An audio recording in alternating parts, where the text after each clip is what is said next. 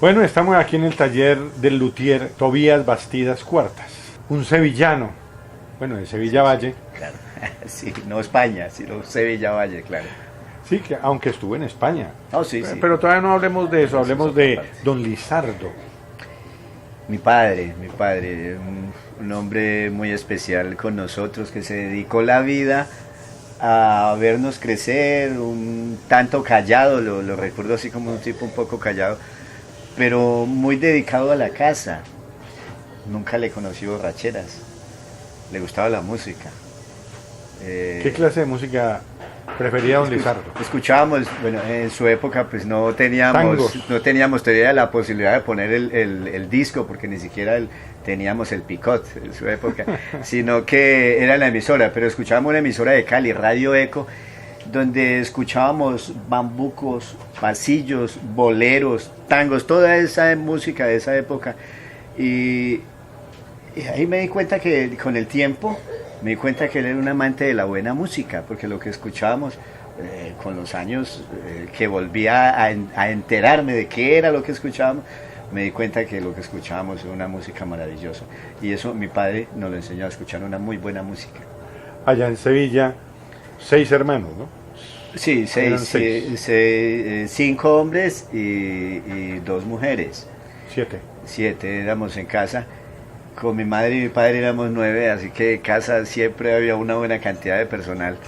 Nos enseñó cosas muy bellas mi padre con respecto al trabajo. Aunque algunos dirían, no, pero ¿cómo hace un padre esto? A los 13 años me dijo, bueno, yo a usted ya no le vuelvo a dar ni lo que es ropa, ni estudio, nada. Usted mismo tiene que proveerse esas cosas. Entonces, imagínate, uno a los 13 años ya con toda esa libertad, ya tenía llaves para llegar tarde a la calle y todo eso. O sea, nos dio... ¿Qué era llegar tarde, Tobías? Bueno, con mi hermano, con Arbey, que era grandecito, yo cargaba las llaves. Mi hermano, siendo el mayor, no tenía las llaves, pero yo ya tenía llaves. Y llegar tarde era que salíamos con chicas a la calle y nos tomábamos las cervezas, empezamos a tocar y con los amigos a hacer serenatas. Entonces pues sí, tarde era tarde, 3, 4 de la mañana, a veces ni llegábamos. O sea, temprano. Sí, temprano al otro día, por supuesto. Pero digamos que a pesar de esas cosas que uno las miraría con crítica hoy, era un momento bello, porque era en los años 70, era muy sano. Uno andaba por cualquier calle de Sevilla, nosotros sentíamos como que estábamos en la casa. La casa era todo, todo el pueblo. ¿Su mamá no se ponía ahí pensando en mi hijo, dónde está, mis muchachos, qué? No, afortunadamente. ¿Se podía dormir? Afortunadamente ella podía dormir tranquila y no tenían problema ni entre los dos ni con nosotros, porque consideraban ellos que éramos lo que se dice hoy buena gente. No andábamos malos caminos, sino que lo que hacíamos era lo que hacían todos los jóvenes en el municipio de Sevilla, repito. Bueno, muy bien. Una cosa es lo que le enseñaba a su papá, mi hijo tiene que hacer trabajos, tiene que esforzarse, y le enseñaba muchas cosas. ¿Qué era lo que más le gustaba de su mamá? Tenía una sazón en la cocina espectacular, ese sancocho que hacía mi mamá. Era especial, tenía algo especial con eso, y aunque no eran unos padres de esos que de pronto sí fuimos nosotros, más melosos con los hijos, de mucho abrazo, de mucho pico, de muchas caricias, lo aprendimos nosotros, lo aprendí más de mi esposa que de ellos. Pero aún a pesar de ser eso que ellos eran, pues teníamos un hogar donde se disfrutaba de estar todos juntos, de hacer todas las cosas juntos, de trabajar juntos. El taller estaba en casa y pues mi padre desde el comienzo que nos dijo, bueno, hay que trabajar, fue a lijar y a echar tapón y a acabar y a hacer instrumentos y a viajar con él. Viajé mucho con mi padre. Ibagué, Manizales, Pereira, Bogotá, Tuluá, Cali, llevando instrumentos. Hacíamos una serie de instrumentos grandes, guitarras. 20, 30 guitarras. Y vivíamos ahí a la vuelta de toda la esquina al frente del antiguo hospital, yendo para las Margaritas. El bus volteaba en esa esquina, entonces nosotros parábamos en la puerta a esperar muy de madrugada cuando llegaba el bus a ponerle la mano y a comprarle el último, el de los músicos, el puesto de Claro, atrás. el puesto de los músicos. Lo comprábamos nosotros todo completico, si eran muchos los que íbamos a llevar, y entonces colgábamos allí en la parte de atrás 20, 30 guitarras y nos íbamos para Pereira a venderlas. Era una felicidad, lo del viaje, lo del negocio, lo de que traíamos, compramos, ya más adelantico ya teníamos la vitrola Sí. en la casa, y entonces donde vendíamos las guitarras, vendían música. Y entonces con mi papá me decía, bueno, hoy puedes llevar un long play y yo me llevo otro. Entonces cada vez que veníamos con esa ilusión de escuchar esa música. Garzón y Collazos, Espinosa y Bedoya, Gardel o Los Panchos, todo eso. Y llegamos a la Dueto casa de a escuchar antaño. eso. Sí, eso era maravilloso escuchar eso. Y entonces cada que llegábamos a casa era una fiesta porque llegábamos de Pereira o de Manizales. Y la fiesta era justamente porque llegábamos a escuchar la música. Hubo días que casi nos amanecíamos escuchando la nueva música que traíamos con mi papá. ¿Cuántos colegios había en esa época en Sevilla? ¿Cuántos colegios? Bueno, colegios como Había tal de varios. bachiller, al momento solamente estaba o el Santander o el Liceo Femenino. Bueno, ¿y usted Eso. por qué entró al liceo femenino? Explíqueme eso, porque Eso fue divertido. Sí, está bueno. Eso es divertido. Ya mi padre me había dicho que yo tenía que trabajar y ganarme la vida. Pero a mí me encantaba. Además estábamos viviendo la bonanza cafetera y los recursos que entraban eran muy buenos. Entonces, con mi hermano, con Arbey, ya empezamos a tener el encanto de tener una amiguita, una noviecita. Y entonces él tenía su novia y era amiga con la amiguita mía. Y ellas dos iban a entrar al nocturno. Yo ya no pensaba ni volver a estudiar, pues mi padre no estaba interesado en que yo estudiara, sino que trabajara. Como su forma de pensar en su época, de los pastuzos que llegaban a Sevilla.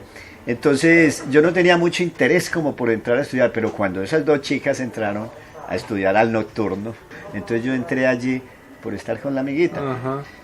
Pues resulta que la amiguita al mes ya tenía otro novio, pero yo ya me interesé con los números, con el profesor de matemática, y los números para mí era como una pasión, porque yo veía tan sencillo lo que los demás le causaba tanta dificultad. Entonces yo ya no paré. El colegio que habían hecho se acabó en ese año, pero abrieron el nocturno del Liceo Femenino, entonces por eso caí yo al Liceo Femenino en ese nocturno, y allí con los años me demoré mucho porque cuando estaba como en cuarto me retiré, me conocí con doña Melba, que aún es mi esposa. ¿Y cómo se conoció con doña Melba? En el bachillerato. ¿Y cómo estudiábamos juntos? ¿Cómo le impactó? Estudiábamos juntos, pero mire, a pesar de que estudiamos como 3 o 4 años juntos, nunca me dio por pedirle que fuera mi novia. Pero cuando estábamos en cuarto, ahí sí un día le vi el encanto y nos hicimos novios. Estábamos Oiga, en cuarto. momentico, ¿cuál encanto? Pues el encanto que tenía ella conmigo, el encanto de ser una damita pequeñita, toda linda. Entonces ese encanto a mí me llenó. ¿Le encantó? Sí, me encantó y me apasionó estar con ella, y disfrutamos por años. Tuvimos 7 años de novios. ¿7 novios? De esos, aparte de que me retiré del bachillerato, no quise terminar. Uno de los décimos o quintos, en su época decíamos quinto bachiller, empezó un paro, y entonces como estaban en paro, Estoy feliz. me fui a pasear, me fui para los llanos. Yo sabía. No había comunicación así de esas como hoy en día. Telecom. No, solo Telecom. Y entonces, es más, me amañé tanto y no me interesé mucho por los estudios. Cuando volví, resulta que el año lo habían terminado en menos de un mes y yo perdí el año. Y entonces no quise, pasé una buena temporada sin volver a estudiar. Cuando volví a estudiar, ya tenía a Natalia, ya había nacido Natalia cuando entré a estudiar. Y terminé el bachillerato viejo, como se dice, ya tenía unos 28, 29 años cuando terminé el bachiller, tal vez un poco más. Pero fui el mejor bachiller del Liceo Femenino. No, del municipio. Ah, del municipio. Del municipio.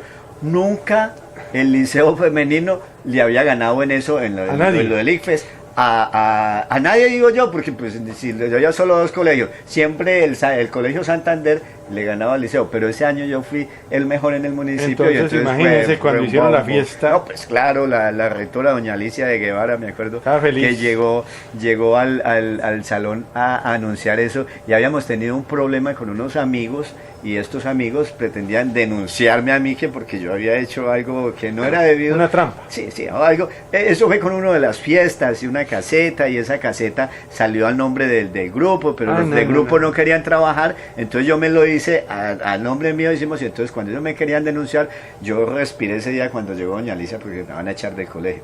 Cuando ella dice, acaba de llegar este comunicado del Ministerio de Educación donde dice que el alumno Tobías Alberto Bastidas fue el mejor alumno del municipio. Eso fue porque nunca había pasado. Me levantaron en hombros y me sacaron. ¿Y cuando la premiación qué? Fue en Cali. En Cali. Todos los bachilleres, los mejores bachilleres de cada municipio se reunían por departamentos en la capital, y a mí me tocó ir a Cali en un teatro. Entonces todos los muchachos eran el mejor bachiller del San José, el mejor bachiller del Cali. Del San José, el alumno tal de la ciudad tal, y del municipio de Sevilla, Tobías Alberto Bastidas Cuartas, del Colegio Liceo Femenino. ¿Y usted qué hizo? No, pues yo cambié de color, por supuesto. Y todo el teatro se rió porque del Liceo Femenino vendría una dama, por supuesto, pero sale de Tobías Bastidas. Entonces el alcalde, para darse sus ínfulas, como suelen hacerlo, dijo, vamos a darle una beca parlamentaria. Beca parlamentaria. Yo no pensaba seguir estudiando, porque yo dije, no, pues con mi trabajo, y repito, era una época... ¿Y usted no quería volver a estudiar? Sí, económicamente... Muy bien, además pues, tendría que irme de Sevilla, y aparte de eso ya tenía hijas, tenía a Andrea y a Natalia. Entonces yo dije, no, pues yo no vuelvo a estudiar. Pero cuando lo de la beca parlamentaria, yo dije, no, si voy a estudiar, aprovecho, quería estudiar música. Pero pues tenía 2 hijas, una esposa, ya una familia creada, música solo había en Cali, o en Bogotá, o en Medellín. Entonces dije, no, pues miremos otra opción. Como a mí me iba muy bien en la matemática. Matemáticas y computación. Matemática y computación en la Universidad del Quindío. Entonces me presenté, y con ese puntaje que saqué, y entonces claro, me decían mis amigos, incluso hasta para medicina hubieras tenido cupo, pero yo quería era matemática, y por supuesto pasé en segundo puesto. En el listado que salió en la universidad, que el segundo puesto por el puntaje. Entonces...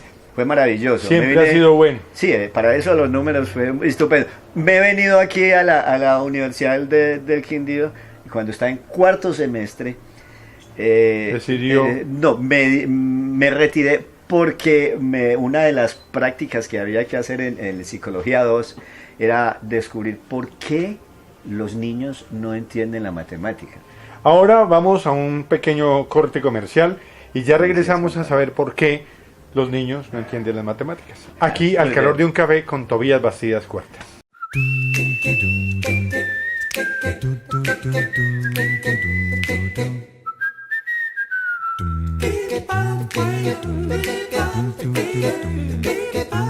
Inscríbase en la mejor opción de posgrado en medicina que tiene el Departamento del Quindío. Especialización médico-quirúrgica en pediatría. Informes: www.uniquindío.edu.co. Universidad del Quindío, pertinente, creativa, integradora. Institución de educación superior supervisada y vigilada por el Ministerio de Educación Nacional. ¿Alguna vez te has sentido importante y especial? ¿En donde recibas beneficios exclusivos y atención preferencial? Hacer parte del círculo de afiliados de la Cámara de Comercio de Armenia y del Quindío te hará sentir así. Existimos para asesorarte y acompañarte en los diferentes desafíos y retos empresariales. Eres parte de una comunidad de empresarios. Por esto puedes disfrutar de todos los beneficios que hemos diseñado para ti. Mónica recibe atención preferencial y puede disfrutar de la comodidad de la sala VIP ubicada en nuestra sede principal. Con su credencial, obtiene descuentos en el auditorio, en las bases de datos empresariales, en el Centro de Conciliación y Arbitraje y en avisos publicitarios del periódico Cámara en Acción. Cuando seas parte del círculo de afiliados, los certificados del registro mercantil son sin costo. Aquí Mónica puede pensar en la educación de su cónyuge, hijos y nietos gracias al convenio con la Universidad Alexander von Humboldt en sus programas de pregrado. En nuestro círculo queremos ayudar al éxito de tu negocio, por eso te apoyamos en la promoción comercial de tus productos y servicios. Asimismo, tendrás la posibilidad de ingresar sin costo a eventos liderados directamente por Corferias. Como afiliado podrás ser parte de la asamblea empresarial en donde se destaca y reconoce tu labor. Hernán puede usar nuestro programa de cliente incógnito para evaluar su empresa.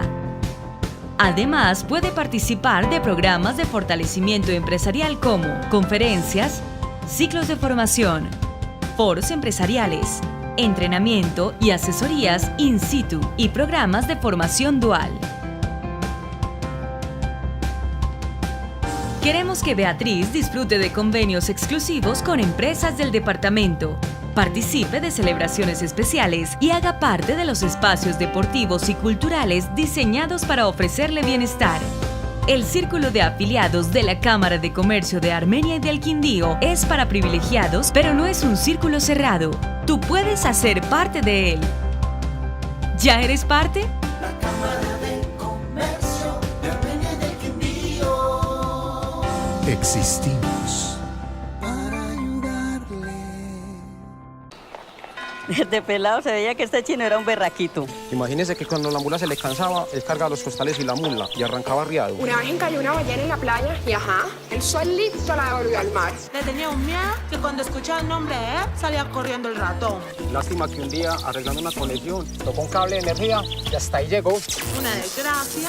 De tocar un cable de luz nadie se salva. Ten en cuenta todas las precauciones y mantente alejado. El grupo EPM. Por ti, estamos ahí.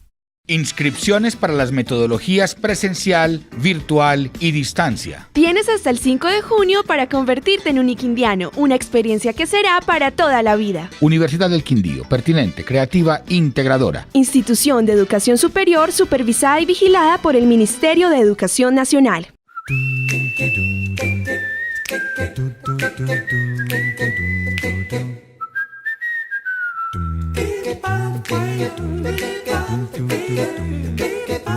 Y entonces, ¿por qué los niños no entendían matemáticas? Bueno, yo justamente me fui aquí al barrio Uribe, al colegio Gabriela Mistral, y escogí un grupo de quinto, porque había que escoger un grupo, hacer un trabajo con ellos, de campo y todo eso, y sacar las conclusiones. Entonces les pregunté, ¿qué tema están viendo? Y me dijeron, fraccionarios. Entonces, bueno, vamos a tocar el tema que están viendo, pues más sencillo, y miremos a ver cuál es la dificultad.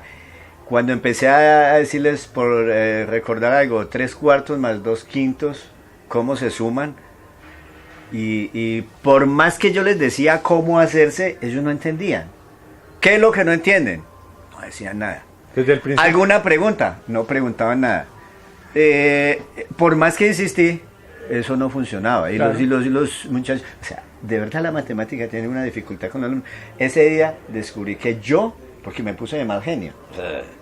Y aparte de eso, mi hija diciéndome cómo se convierte un 5 kilómetros a centímetros, a pulgadas, a metros o a eso, esas cosas. Y yo le explicaba, yo lo veía muy lógico, pero mi hija no me entendía. En ese momento descubrí que yo entendía la matemática, pero que no tenía la capacidad para que otros la entendieran. Entonces decidí, esto no es lo mío, me retiré. Y ahí entendió usted eso, claro. Tanto que empezó a hacer guitarras, empezó a hacer tiples, empezó a hacer otras cosas. Pero, un momentico, que es que usted descubrió que el tiple, que las cuerdas del tiple estaban muy juntas, muy separadas. Eso tiene un nombre, sí. O varios nombres. A ver, el detalle con los tiples fue muy divertido porque ya con el tiempo yo trabajaba en Ginebra. En Ginebra, Valle, claro. con Fun Música, era en su momento Canto por la Vida, era un anexo, o sea, la formación de Fun Música. Y entonces me llevaron allí a montar un taller de lutería. Y había un amigo tiplista que había acabado de ser mejor tiplista, Pacho Benavides, Pablo Larte, del trío Palo Santo de Manizales en su época. Y entonces él me decía, mire maestro, es que todos esos tiples son desafinados. Y mire, sacó un afinador gigante que tenía muy fiel Y empezamos a sacar tiples y nos dimos cuenta de verdad que todos tienen una deficiencia en la afinación.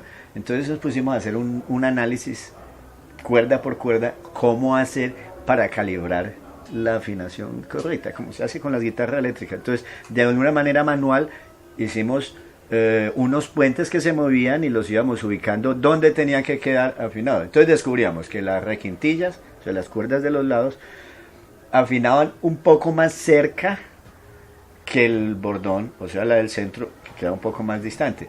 Entonces hicimos una especie de puente donde, algo así, como que las cuerdas tocan las delgaditas aquí y la otra aquí atrás, eso. Y aparte podía mover. Con eso hicimos un tiple que en su momento Cobito en Ginebra lo bautizó, que es que el Frankie, porque Frankenstein, pues, Frankie, porque era la investigación de cómo hacíamos para que... Y de verdad, nota por nota, descubrimos que él afinaba. Fue muy divertido porque ese día fue tanta la felicidad que no aguantamos, nos fuimos al Parque de Ginebra a tomar cerveza. Y a tocar. Casi nos amanecemos con el tiple, nosotros felices, porque era haber hecho un logro. Con el tiempo empezaron a darse unos cambios, y dentro de los cambios es que los encordados empezaron a llegar con un calibre mayor, un poco más tensión, y entonces eso ayudó mucho para lograr que los tiples, que en su momento eran así, casi el 100% desafinados, se pudieron lograr una mejor afinación. ¿Tú recuerdas tal vez lo que se decía sobre los tiples desafinados? Le colocaban un tiple en la puerta al duende, que era el karma de las familias y en las fincas. Y en las fincas había tiples en todas partes. Colocaban el tiple allí. Y el duende podría entrar a la casa solamente si afinaba el tiple. Ajá. Se dice que nunca pudo entrar. Son historias. Aparte de eso, se pasaba toda la noche bregando, y cuando eran con clavijas de palo peor. Y el tiple de Guadua, ¿de dónde le salió a usted esa idea? Fui al laboratorio de diseño que estaba al lado del fondo mixto, piso 18 en su época. Y mientras llegaba el gerente, yo me fui al laboratorio de diseño y me puse a ver todas las artesanías que había. Y vi un cajoncito así muy bonito con un laminado de Guadua. Pegadita a las Guaduas, se veía bellísimo, bellísimo. Yo soy un amante de la Guadua, me encantan las cosas que se hacen con Guadua. Vi eso y entonces me di la tarea de encontrar quién hacía ese laminado. Entonces cuando encontré quién hacía el laminado, compré un casi grande lámina de Guadua, me lo traje para la casa a pensar cómo iba a hacer. Primero que todo porque era muy grueso, tenía casi 1 centímetro de grueso. Y volverlo de unas partes de 2 milímetros, otra parte de 2.5, qué camello. Entonces, yo trabajaba con el SENA en la cárcel de Calarcá. Entonces un día había un personaje allá que con una máquina iba adelgazando unas cosas. Le dije, ve, usted podría hacerme un trabajito aquí de esto y esto. Y me dijo, sí, tráigamelo. Entonces yo le llevé la mina, y ya de 9.5 milímetros que tenía, me lo dejó como a 4, casi a 5, y ya así yo lo podía traer a mi taller, y la máquina que yo tengo ya me lo acababa de calibrar. Estupendo. ¿Cómo llegó a la perfección del tiple de Guadua? Porque al principio claro, ese era Guaduas así pegadas continuas. Entonces la humedad en la Guadua es súper, digamos. O sea, la humedad tiene una cosa, que si hay mucho calor y hay poca humedad, la Guadua bota toda la humedad, entonces la madera se hace más pequeña. Pero cuando llega hay un tiempo como este, con mucha humedad, entonces se expande. Entonces eso, como hay maderas atravesadas, entonces eso permite que pum, quiebra, se raja. Ese es el problema. Pero ya logró. Pero en Argentina llevé un tiple de esos, y eso se abrió así gigante porque nos tocó en pleno plaza con un sol a 40 grados, diría yo, y entonces eso se abría, pero a tal punto que casi le entraba un dedo por la abertura. Entonces, terrible. Me vine con el sueño de pensar en que si yo hacía un bloque grande y sacaba laminados, y esos laminados los contrachapaba, yo no iba a tener ese problema. Cuando vengo y pregunto a las personas aquí que hacían ese laminado, eso salía tan costoso que fue imposible. Era imposible, porque una guitarra de Guadua entonces terminaría valiendo millones por la dificultad que tenía. Entonces, digamos como que cerré ese capítulo y entonces cuando me venían a hablar de una guitarra de Guadua, yo te hago una guitarra de Guadua, o un tiple o lo que quieras, pero si me da la certeza de que la vas a tener aquí en Armenia y no lo vas a llevar a ninguna otra parte, o si lo lleva a otra parte que sea la misma humedad que tiene Armenia, porque si lo vas a llevar a Bogotá, siendo más frío, hay épocas ¿Y Alemania? seco. No, pues eso fue terrible. He llevado una guitarra, lo puse en una exhibición, llegó un personaje, la compró, se la llevó para allá y después con el tiempo me llamaba desde allá de Alemania, oye, esa guitarra está rajando en verano. Pero ya no. No, ya no. Ya las hace muy bien.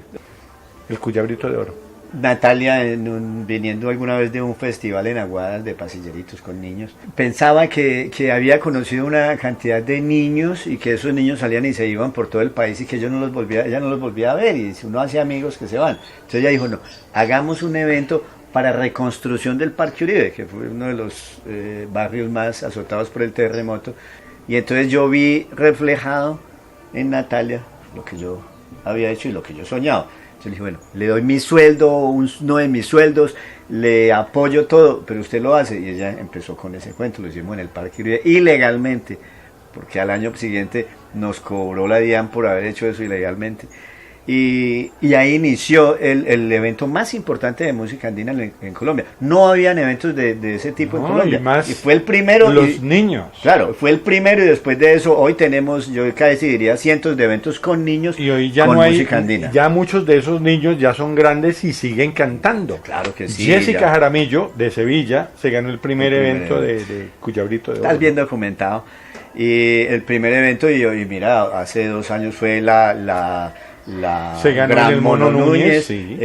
Acabaron de venir de Chile con Puerto Sabana, ella es la cantante. Mónica de la Escobar, que está clasificada hoy, fue la ganadora del tercer Cuyabrito. Hay un niño. María Alejandra Hoyos, que fue la ganadora también. del segundo, también estuvo en Chile participando con una canción inédita. Adrián, que estuvo en Caracol, en un programa. Y estuvo en el programa en Miami, sí. en Sábados Gigantes. Todo esto ha sido producto de Cuyabrito, y todos estos niños que te estoy nombrando en su momento fueron parte del Grupo Semillas de Paz. El Grupo Semillas de Paz son niños que nos reunimos los sábados con profesores, contratamos profesores, parte de la fundación, para que vayan y los formen, para que canten, para que sientan que la música es parte de su vida y que es importante. Y estos han sido los resultados y nosotros nos sentimos orgullosos de eso. Los formamos en la parte inicial y después ellos ya, algunos se van a estudiar música, otros hacen otras carreras, pero la música es paralela, y hay otros que toman esa pasión por la música y siempre van a ser esos artistas. Tobías Bastidas Cuartas, mil gracias por haber estado con nosotros aquí al calor de un café. Ha sido una charla muy interesante y ya todos ustedes, amables televidentes, vendrán a Armenia a buscar a Tobías Bastidas Cuartas. Los esperamos aquí, taller de lutería, Cuyabrito de Oro. Los que tengan niños, traigan los que aquí los guiamos. También usted tiene una página web. Claro que sí, www.cuyabritodeoro.org o musicalesbastidas.com. Vayan a internet, busquen a Tobías Bastidas, como sea, ahí van a encontrar una cantidad de información gigante para que sepa. Tobías, que es qué rico haber estado con usted. Muchas gracias. Al calor de un café. Muchas gracias, Manuel.